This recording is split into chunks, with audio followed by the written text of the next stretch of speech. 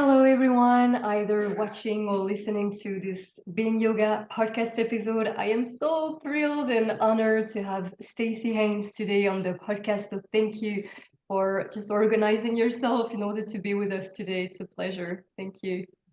Yeah, you're very welcome. Thank you for having me. My pleasure. So before we dive into all the wisdoms and the practices that you have to offer the world and the books and everything, I'd be happy for you to just share a practice that you enjoy with us today so we can be more present and aware all together. Excellent. Yeah, happy to. There's just a very simple practice that we use in somatics called centering. And you can do it lying down. Sometimes it's a great way to just wake up in the morning. You can do it seated or standing. Just because we're on Zoom, I'll go ahead and stay seated, although I love to practice it standing. And basically inside of, you know this, inside of every form, right? The form of a practice is actually a deep principle that we're looking to embody and then have accessible in our lives. And inside of centering, we're really getting deeply present in the whole soma or body. We're getting connected both to ourselves and our context, the outside world. And then we're orienting ourselves inside of purpose, like why, what's our purpose or what's important to us. So, and maybe I'll just add a little blending at the end. But if all of us and your listeners can just drop our attention into the sensations. So that's the temperatures, the movement, the places that are more spacious or more taut in our soma. So just dropping the attention into the livingness of the body. Well, basically dropping below our thinking mind into our sensing self. And just first taking a moment of noticing what is. Where's your breath? How's your weight in your seat or your feet? Are you more kind of shrunken into yourself or more expansive? Just whatever is there, just noticing as a way of greeting ourselves to start. I'm going to invite us to bring our attention low into the body, so a couple inches below the belly button. And we call this center, and obviously many traditions call it different things. And we just in somatics call it our center. It's our center of gravity really when we're standing. And from this place, we're going to orient into the dimensions of ourselves or our body. So we're first going to center ourselves in length. And that really means expand into your full length. So dropping our weight into the lower body, right, all the way down through the lower body to the feet. And just noticing our contact with the earth, with the floor. And then also extending up at the same time. So almost making more space between the vertebrae. So we're settling and lengthening at the same time. Really balancing out bottom and top. Right? As you know, so much of our default cultural practices take us into our heads. And we just want to go, oh, I'm this whole self in length, right? Re-centering ourselves in the length of the body. And inside of that, we also explore just centering in our inherent dignity or inherent worth. And also the inherent worth and dignity of all life. So recognizing that in ourselves and then recognizing it in others and in life. Relaxing the jaw, relaxing the eyes back into the sockets. And then with all that length, we're going to go to the second dimension, which is width. So we're going to widen out, like from the center line down the middle of the body, widen out left and right, across the collarbones. And be noticing the width of the upper back, widening out hip to hip, knee to knee, ankle to ankle, just widening out. There's a lot of the pressures of living in our world that either can have us shrink in or kind of pop out of ourselves. And this is just a way to locate again in ourselves and then widen and expand out. And as you know, and your listeners know, we can expand our attention and our felt senses beyond our physical bodies. So, we want to widen out into our physical body fully, and then we can widen our attention out into our space. Invite folks, if there's an animal or a plant in your space, you can just widen out and feel that presence. Or just feel the air, the energetic space about you. And balancing again, left and right. Yeah, finding balance in ourselves. So we have length and dignity, width and connection or interdependence. And then let's go to depth. Really backside, inside, front side. And again, so much of our technology pulls our attention forward, whether it's into our phone, onto the screen. Yeah, so just find your back body. That space behind your heart. Maybe the space at the back of the hips. Sometimes when I need a really good balance back, I just imagine a big dinosaur tail or an alligator tail coming off my tailbone. You know, evolutionarily, it's not that long ago that we had tails. It's just like, oh, a tripod instead of a bipod, you know? And then into the internal landscape, just making more space for our organs, making more space for the aliveness that's moving through us all the time. And then all the way to the front body, you might feel the sternum or the tip of your nose or your kneecaps. And one more time, balancing back and front. If you're standing, even if you're sitting, you can kind of pull back, push forward, and find that space between the front and the back. Then maybe take a couple of conscious breaths into your depth. Depth is just that. We're cultivating our depth. We're cultivating our internal capacity to allow more aliveness without reacting.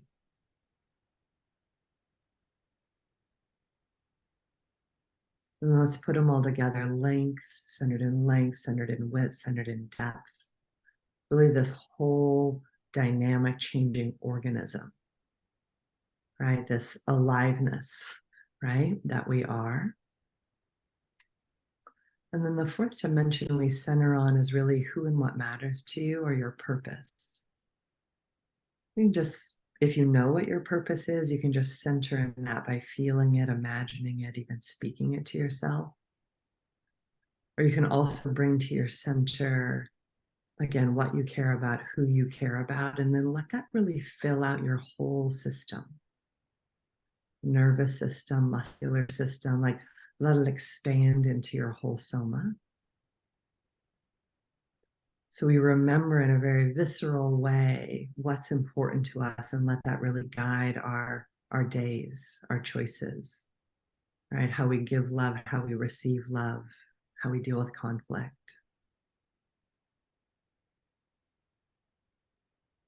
And then the last thing is if you notice a place of holding or numbing in yourself, we all have them. These are just ways that we adapt and navigate our worlds. But if you notice a place like that, go ahead and bring your attention there, even bring your touch there.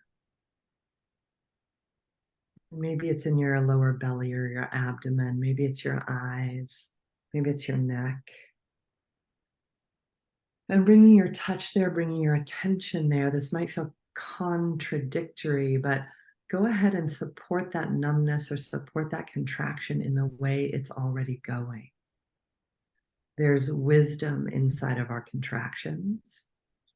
And just very gently support that contraction or numbness in the direction that's going. Just add a gentle amount of pressure. And just keep feeling and noticing what's there.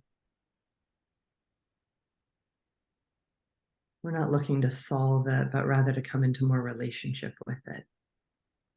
To be curious about it as it is. And then gently just ask your body, ask this part of your body, is there anything it needs? Or is there anything it wants you to know?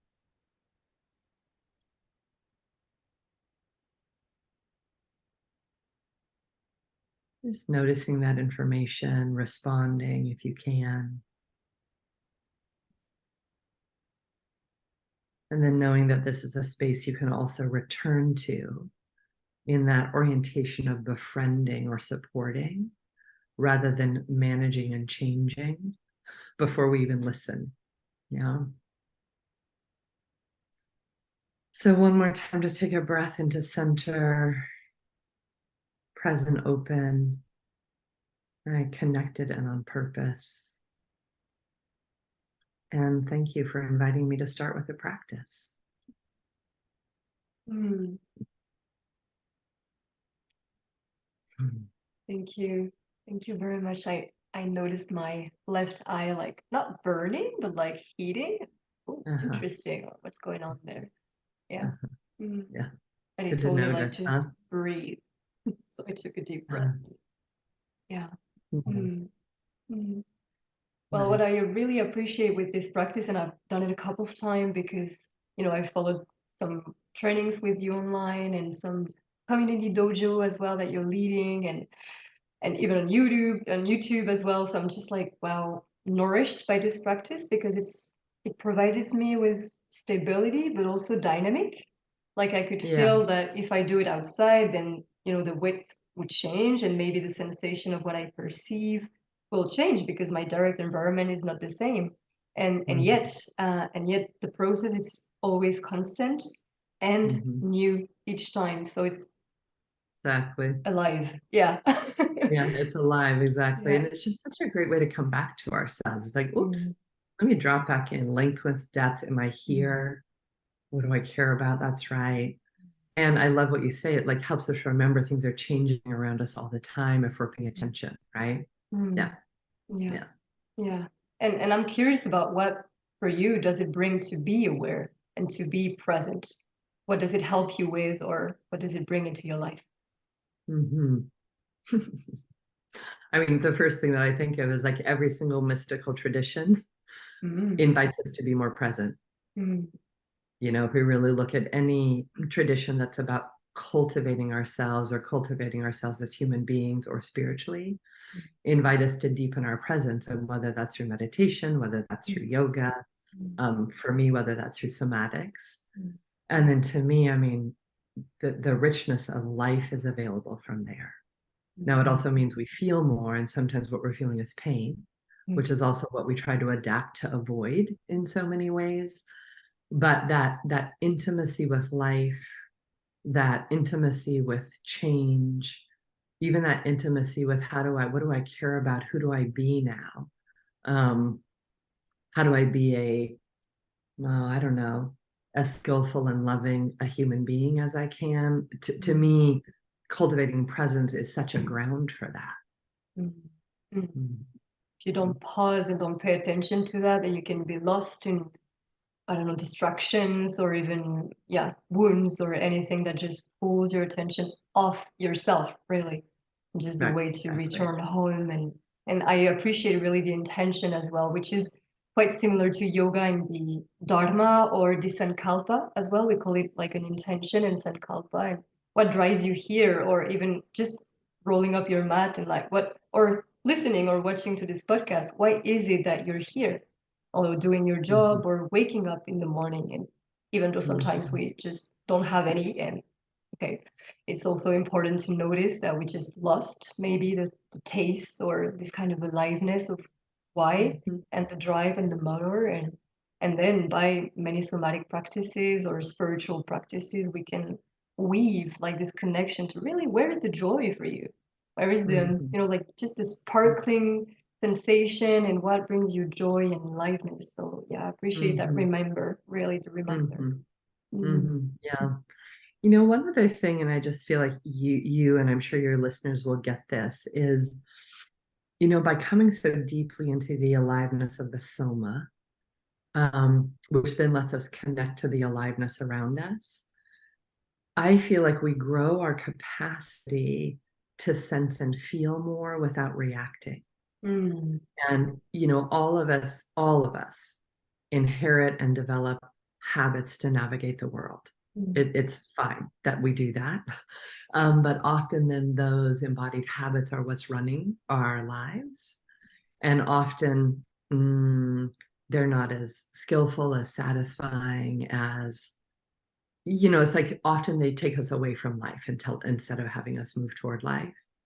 So there's something about opening back up to our own sensation and being able to live with, feel, and tolerate more and more and more aliveness that helps us transform those habits, but also be, again, less reactive and more responsive, or more intimate with life and what's happening in life, even when sometimes what's happening in life is hard, right?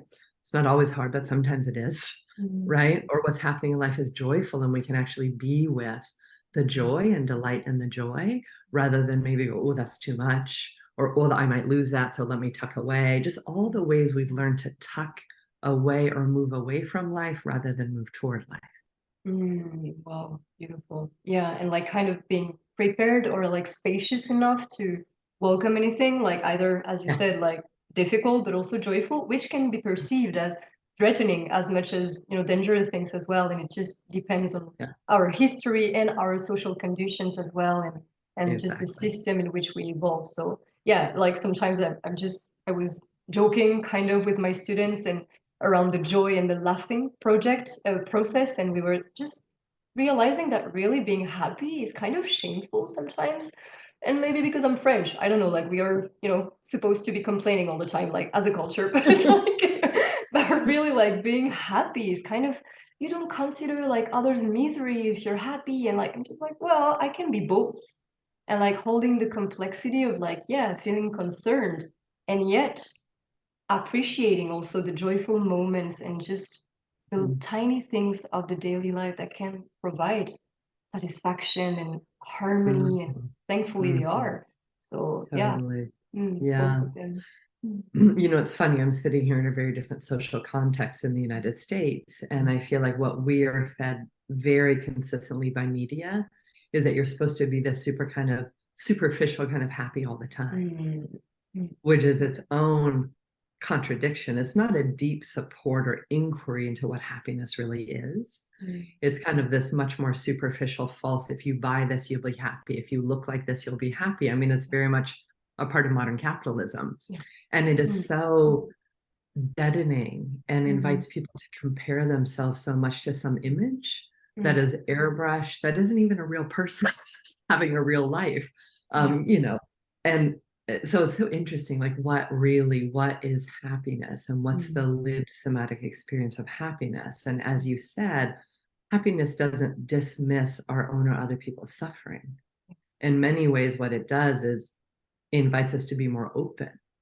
Mm. You know, I think it's what love does too, is it invites us to be more open, which I think that's the scary part. It's like, oh, you know, more open to ourselves, more open to Yeah. the world. I Mm. have a very good friend of mine who's a very deep practitioner in meditation and martial arts and somatics. And, you know, in the beginning of the pandemic in 2020, my mother died. Mm. And she hospiced here at my home and died at my home. And it was very overwhelming because it was very unexpected. And so there's a lot of processing to do, both pragmatically and medically, but just emotionally and spiritually with losing her, when, you know, I thought I had another 20 years with her. And one thing he said to me is he just said, you know, notice the small joys every day. And I really took that on as a very deep practice, because even amidst this profound loss and grief, and anyway, anyone who has lost a parent or lost someone that they were the caregiver for knows how overwhelming it is. Mm. But it would just be small things. It's like, oh, my Christmas cactus has a new bloom on it. Or, you know, the light coming through my mom's window. Mm. Or that she wanted to figure out how we can get her out of bed and outside one more time. You know, just the small joys, and letting myself feel them even amidst this very profound loss. It was so, anyway, it was so beautiful. I so appreciated his suggestion.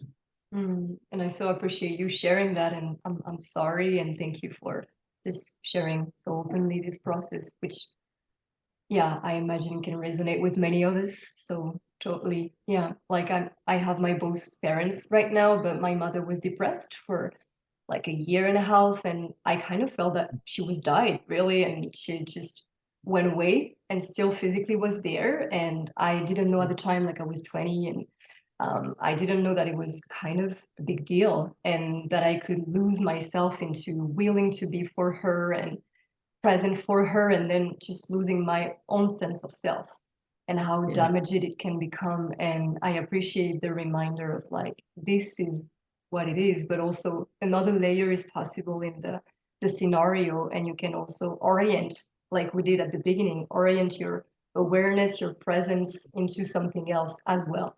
And not like forgetting like one or the other, but really both at the same time. So that's really helpful, really. Mm. Mm. Really Thank you for sharing. My pleasure.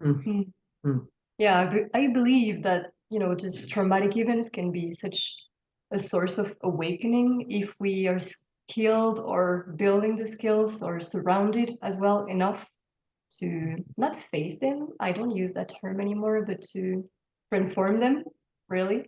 Well, maybe face them. Yeah, like in yoga, really, there's like the truthfulness aspect of it. Like we did at the beginning, maybe it's not comfortable to be in your body right now. Maybe tomorrow it will, but what is present now, and not avoiding or pushing it aside because it's heavy or not comfortable. And by bringing the awareness to it, then we can reshape it and transform and widen the vision that we had, and not fall into the habitual mode, really. There's power in that, really. And that's how somatic can really be such a source of skills and just resources. And I'm super happy that you can share all these practices and your wisdoms and just the vision with the world through the dojos and the trainings and the books. It's very rich, very enriching. Thank you. Thank you. You know, one thing I'd like to say about somatics, and you probably heard this before because we've been online together, but you know, one of the ways, I don't know if this is the case in France, but you know, somatics is getting popularized right now, which is great. More and more people are getting access to it, which, you know, it happened to yoga before somatics. Yeah. So I'm sure we can relate on this. We'll see. Exactly. But one of the things that's happening is this kind of idea that somatics is just paying attention to the sensations in the body.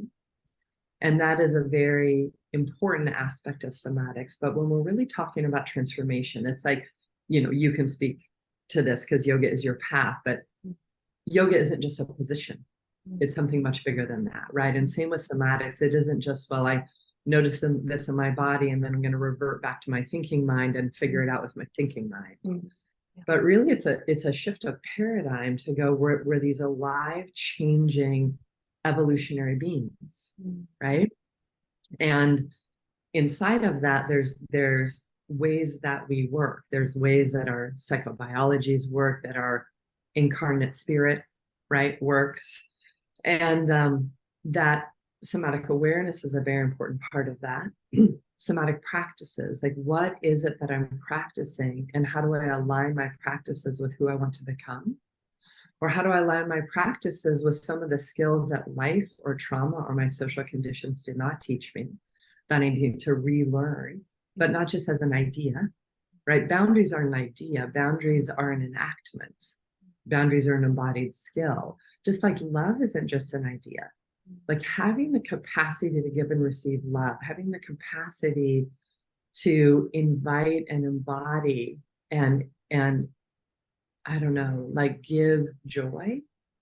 Those, they're not just ideas. They're actually things that happen through our viscera and happen through our emotional life and happen through our somatic presence. And then as you were saying, this piece about how do we actually transform, I think of it often as how do we support and uproot habits and patterns that don't actually serve life, right? How do we transform and uproot those and heal those so that they're actually metabolized in our systems? They're not overmanaged, they're not repressed, they aren't understood but let lie. Like we work with them. I mean, it's very organic, right? Because we are organic, but we work with them to be able to befriend, transform, transmute, and metabolize experiences. So they really, I think, add to our personal and collective wisdom.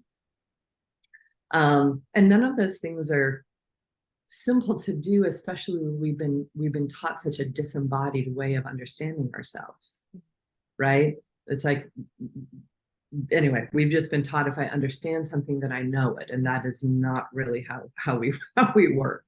Yeah. Yeah, totally. Like René Descartes in France, like, just I think, therefore I am. Well, and then what? Like, what comes after that? Like, end of the story? Well, not really. Like, there are many layers and many entry points and doorways into knowing ourselves, and also, transforming what quote unquote doesn't work. And that reminds me of gardening. Like, just maybe you're trying to plant something in this exact environment, and because it's neighbor with some other plant that they don't really befriend together, well, it won't work really. So what do? Like, maybe you bring your awareness to the growing process that obviously don't grow, and then just remove something or replace, transform, try something as well, and then it becomes just habitual when you found the right process for this exact being that is a plant. And I love your spiritual opening as well, like just considering every being as important and needed, and so essential to the ecosystem that we are as a planet, and not only like humans thinking good vibes. And in France we are heritating the American lifestyle 10 years later, as always, but we have it now as well.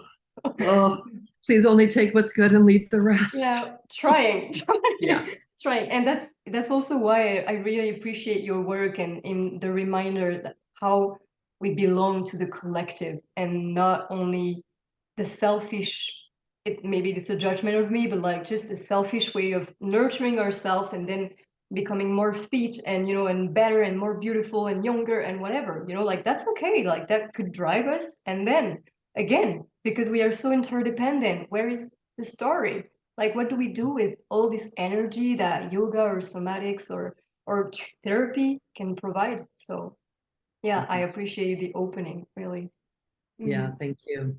I feel like that wisdom actually lives deep in our somas. Like, we're an I, but we're deeply social animals. So I'm interested in you. And then fundamentally, we're a collective body, right? We're right.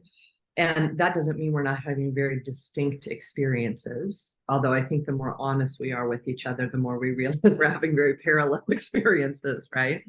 Yeah. But also when I just look at, one of the questions that really guides me is like, how do I want to say it today? It really is this deep yearning for interdependence, and this deep yearning for what's life affirming. And this deep yearning, and as a kid, I just called it fairness, and I to me, the more embodied we are, the more empathy we have. We feel ourselves, and then we feel other life. And to me, it's kind of a falsehood, to just have our one singular individualistic good life. I just don't think it's true. I don't think we have a good life from an individualistic point of view. I think we have a good life from a collective point of view. And I like to read things on death and dying because it's such an honest phase of life. Like, what is happening at the end? We will all die. And can we be open, right, to that doorway? But so much of the writing on death and dying is the questions people are in are did I make a difference for others? Did I love, and was I loved? It's not like people are counting their money at their deathbed. I mean, maybe some people are, but it's not the most important question at the end. And so, yes, I think about, again, in many ways, if I think about how yoga has been, let's say, captured in capitalism and captured in individualism, suddenly it becomes a way to stay in shape, right? And when I think about somatics, now somatics hasn't been captured. It's been captured by individualistic therapy, right? Which I'm not going to argue with therapy. I think many therapies are very transformative for us. But the same thing, it's like it is about the well-being of the collective and ourselves as a part of the collective. And I really like to ask the practices, it's like, or the question, what practices do we need to be in collectively to get better and better at interdependence? Right? What practices do we need to be in collectively to actually embody equity and the inherent dignity of all people? And then of course we scale that out and we go, okay, well, what social systems do we need to be in to have masses of people practicing those things, right? Because the bigger social context hands us default practices, hands us default worldviews, and often those worldviews are not very life affirming. Yeah. Unfortunately, definitely. And maybe that's my hopeless part, like maybe a part of me that just doesn't believe always that it's possible. But when you were asking the question about the collective, I was like, well, are we ready? Like, are we really willing to do that? Because so often I can, even in just a yoga practice that, as you said, is more captured and considered as a physical practice.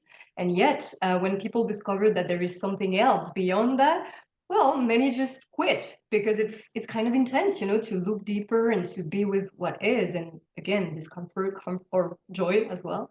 And so I'm just, I'm wondering sometimes, and I don't ask you to answer, but I'm just, maybe like doubting kind of sometimes, just, ooh, it's kind of revolutionary as an approach to me, and so needed. And I can feel rage sometimes, like, yeah, we need it. And yet, like, where are like the projects, and maybe in the United States more, and I'm hopeful for that.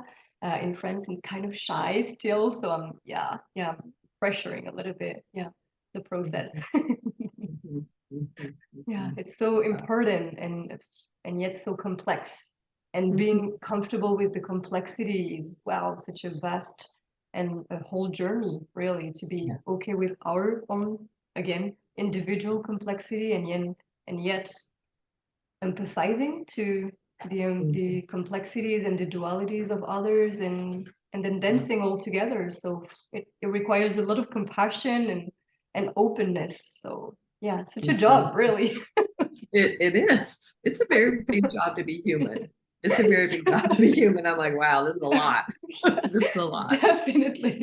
Yeah. Wow.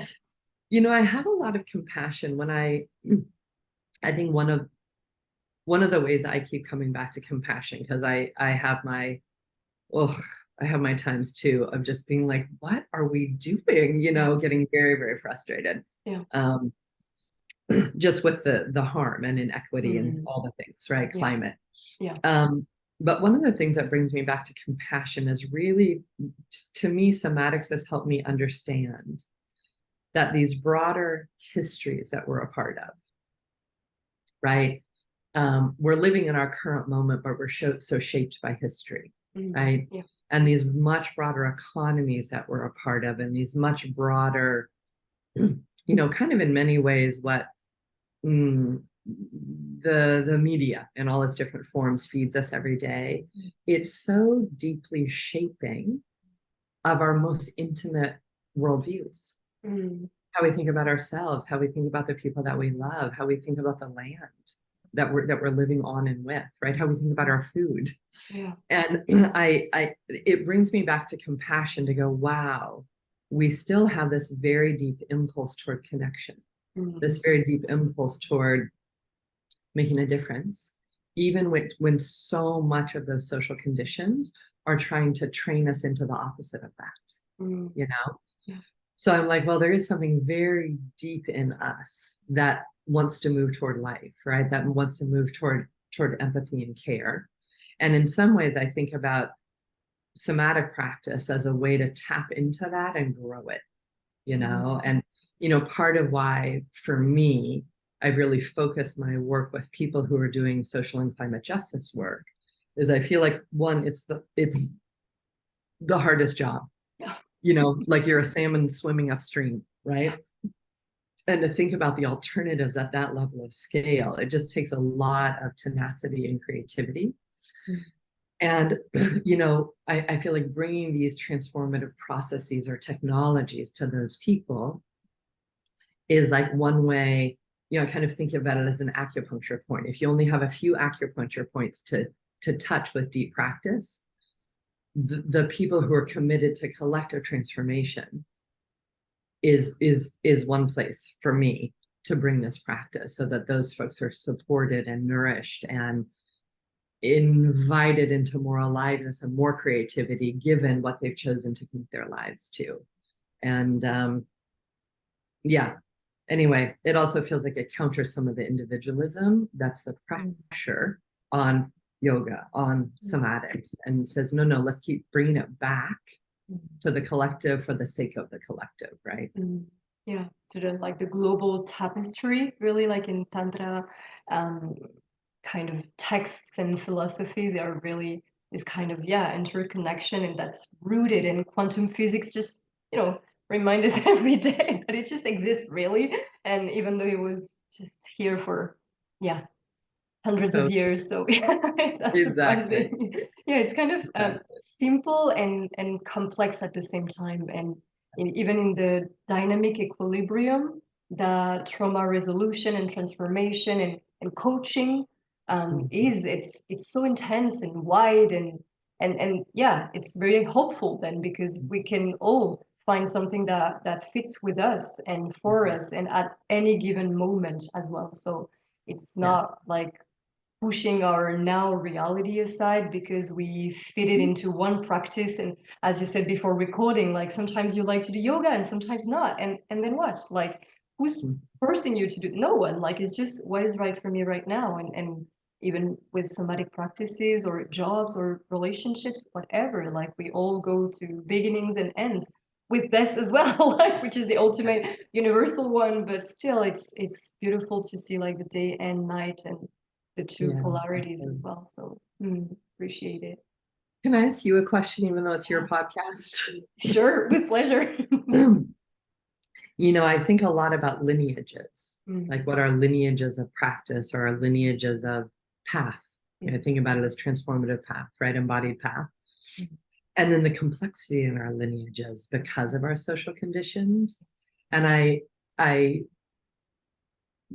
grapple with this, but in a positive way, a lot with the many lineages that inform the somatics that I do. And then I think of it as a living lineage. It's like me and other people in my generation are adding to it, and then it will change again. But how do you think about, being a European, having trained in India, right? The lineages of yoga are very, very ancient inside of India, which is more of a collective culture, right? And then bringing it into a little bit more of an, not as individualistic as the US, but a more of an individualistic culture. How do you think of like lineage and cultural appropriation, and how do we give back into the lineages even as we're part of changing them? How are you holding all of that? Yeah, appreciate the question. That was kind of like my main focus on May, really. I was just like, wow, like bringing so much awareness onto, hey, I'm a white woman, just that, teaching yoga. Just it was just not even possible in terms of idea when yoga was founded. So Mm-hmm. it's just realizing how precious it is, and yet how and grounded it can be, because Mm-hmm. then where is the respect towards the tradition? And Mm-hmm. yet the tradition can also be kind of reducive and not actualized. And Mm-hmm. so I'm really in between, even in terms of alignment. Like hatha yoga was really, and there are many schools, but like tantra and like non-dualism and dualism, really. So Right. I'm right now more drawn to non-dualism, but I haven't studied it so deep. So I Mm-hmm. was trained as Patanjali's, like the Yoga Sutras, etc. And so it's really ruled. It's like, the yamas, the niyamas, like you have to non-stealing and be raw and be real and, doing the cleansing and everything. And I felt at the beginning so attracted to it because it gave me a sense of routine and groundedness and belonging Mm-hmm. as well Mm-hmm. to a community. And then I turned vegan, whereas I didn't know anything about diet. And I was like just dying almost like, but I was true to yoga. Well, true to the idea I had about what being a yogi was. Right. So the process is ongoing, really. But right now, I think I'm more into sharing with my students, for example, or the online community about Mm-hmm. really talking about it. And like, Mm-hmm. remember, guys, that yoga was created in this context and that we are now. And how do we hold it together? And what does it bring for you? And do you Mm-hmm. feel or think that it's okay or not? And just Mm-hmm. opening conversations about it. Mm-hmm. And also owning that, again, being a white woman, I'm already not into the lineage itself. So, starting from there, I'm just like, well, let's be open. So I'm in between. Yeah, I'm holding kind of both. Yeah, but it's Mm-hmm. complex, really. Mm. Yeah, I appreciate that. It is complex. Mm. And then to me, I think two questions I keep asking myself is, okay, this somatic practice for the sake of what? Mm. Like, what am I Mm. pointing it toward? Because, there's 100 mindfulness apps now. And some of those, like, again, no bad. Mm. But it's where, to me, capitalism captures almost anything and then uses it for its own ends. Yeah. So some of the apps are basically, mindfulness to be a better capitalist, Yeah, totally. right? Or Mm. mindfulness to make more money. Yeah. And I'm like, Mm. oh God, I think we lost the we lost the core purpose. Yeah. So that Mm. question, for me, I offer this to all of us is like, okay, so somatics for the sake of what and for the sake of whom? Mm. And obviously I've answered that for myself in a particular way around, somatics to serve collective liberation, right? Somatics to serve social and climate justice, and somatics made accessible Mm. to really people who don't usually get as much access, right?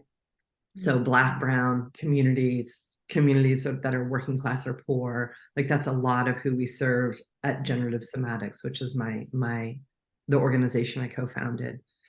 But then there's also, to me, do we give back into the lineage? Do we give back our thanks, Mm. either in thanks or money or resources? And one thing I appreciate about the Aikido lineage is everyone tithes back to the central dojo in Japan. Mm. So it's very interesting. There is a tithing practice that's just, and it's not like Aikido is making millions of dollars. People's dojos can barely stay open, right? But I really appreciate this. And obviously many religions practice tithing as well. But kind of who in our lineages are we giving back to or tithing back to try to keep giving, concrete resource as well as respect, as well as being able to complicate lineages. Many are very patriarchal. Yeah. Right? Mm. Right. There's also honest questions to ask about the lineages we're a part of. So anyway, I'm just putting my thoughts aloud into our Yeah, conversation. appreciate that. Appreciate the acknowledgement aspect and really like just naming also either, like the not bad again, but like the dangers of any tradition, any given gurus as well, or teachers or whoever, and just also differentiating like the persons and the practice, for example, can be also being thankful to the lineage because then we don't associate the danger, like Bikram yoga, like like the founder wasn't really very fair with all the students. Well, that's what it said, but then like the practice itself, can we cherish it and practice it if it fits us and Mhm, not forget but name it and yet be in it? So it's mhm, really important, and I appreciate like the loop. And that's mhm. beautiful. I mean, you're in the United States, I'm in France, like we can connect from all over the world, and that's also the beauty of this front body technology Totally. that can give Totally. access to either financially, but also just with the presence Mhm, and social media and sharing and yeah, using the technology that we have to widen the conversation and include more. And I really appreciate that. And same in my job right now, I'm just trying to open for example, the practices to more bodies and mhm, more people who are not often represented. So mhm, I'm just so in between, again, so hopeful. And then, wow, how do we do that also? So I'm part of an organization, accessible yoga organization. It's just so enriching and very, very broad and beautiful. So resources are everywhere. Well, maybe too much, but like they are. So if it feels right to us, just educating ourselves, and that's also why the podcast is there, and just reading books and nurturing ourselves and healing ourselves, and then being with others. So That's right. to me, Yeah. that's honoring the lineage in and of itself, really. Beautiful. It's beautiful. And I just wanted to ask you about the difference that you feel about therapy and coaching, because you mentioned therapy, for example. It's so funny. I mean, there's the official line of the difference between therapy and coaching. I think in practice, there's a lot of overlap between therapy and coaching. Obviously, the training process is very different. The therapeutic training process is longer and requires many more hours of supervision and practice than any coaching school that I know about. And it's very interesting because therapy puts you in a very particular, trains a particular worldview. That also, again, there's usefulness in diagnostics, right? But it's also fundamentally training us in a certain orientation of pathology. And, coaching tends to, there's millions of different coaching schools, but it tends to orient a little bit more toward what's the life you want to build, who's a leader that you want to be, what future do you want? The biggest thing for me, I mean, it's so interesting because the somatics doesn't fit easily into either camp. So there is obviously somatic coaching, and the lineage that I'm a part of, Lomi School, Strozzi Institute in the US, has a very robust somatic coaching program. But in some ways, somatics really is looking at like, how do we embody transformation individually and collectively? So that overlaps with therapy, that overlaps with coaching. But in some ways, it's its own lake or pool, whatever you want to call it. When people are looking for coaches or therapists, I really invite people to ask those questions of really, what transformation am I longing for? Or where am I struggling that has just become intolerable? And I don't want to struggle there anymore. Or also, like, who am I trying to become and what difference do I want to make? And then really, in whether it's looking at coaching or looking at therapy, or looking even at finding a yoga teacher or a somatics teacher, right? And anywhere where we want to mentor with someone, we just really want to go, like, do I like what this person embodies? Like, do they have the skills to meet my needs? Or meet my needs good enough, right? Because no one's perfect. And then, do I share values, right? Values and vision with this person enough to be able to want to practice with them? Yeah. So I think these worlds are getting broken up, which I think is good. And I think the last thing I'll say to this is, just given that we live so much of our social conditions and our moment in history causes trauma, that I think wherever we work, at least starting to go, oh, wait, how can we work with trauma individually and collectively, just feels important for our times. Yeah, definitely. And I'm just curious if you ever wanted to train as a therapist yourself, or once, or no. Yeah. Mostly, I wanted to study, when I first went to school, I wanted to study neuropsychology. And because I had some inkling, I'm like, something really amazing is going on in here, and how do we figure out what it is? And then the training program would have put me in a lab with mice and rats. And I'm like, that isn't what I mean. That isn't what I'm longing for. That's not what I'm looking for. And, very, very thankfully, I found somatics in my 20s, and I found a very substantial methodology and path. And, here I am 30 years later. And I feel also very happy that this particular lineage is very open to being grown and morphed and influenced, which, because not everyone is like that. Sometimes it's like, this is locked in and it shall not change. Although that doesn't seem very much like yoga or somatics to me. Like we're arts of change, right? Yeah. So yeah, maybe for a second I wanted to do that, and then I followed a path that felt more congruent. Yeah, I mean, a second in 30 years, I mean, it's okay. It's not too demanding. Like, Yeah. Appreciate So, like that you can have like the impact you wanted to, even, without having like, the diploma, like the degree, like the whatever, like the title as well, which is something really about the system as well, and the systemic oppression, really, and how people are paid according to the title, which can, doesn't mean much, but still is representative of some skills, kind of. So yeah, appreciate the bravery, kind of like I see it as a bravery. I don't know if it is. I what I heard is that for you it was just like what felt good for you. But to me, like I'm just, in between, like I'm 28 and like, oh my God, I still have time to study psychology, blah, blah, blah. Yes, no, yes, no.